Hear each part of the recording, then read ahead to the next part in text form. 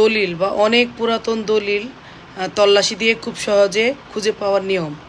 একটা দলিল অনেক পুরাতন, যেটা কিনা খুঁজে পাওয়া যাচ্ছে না, নষ্ট হয়ে গিয়েছে অথবা হারিয়ে গিয়েছে, সেই ক্ষেত্রে আপনি কি করবেন, 4টি জায়গায় তল্লাশি দিয়ে সেই দলিলটি খুঁজে পাবেন। এই 4 জায়গাতেই একজন সম্পদের মালিকের মালিকানার দলিল সংরক্ষিত থাকে।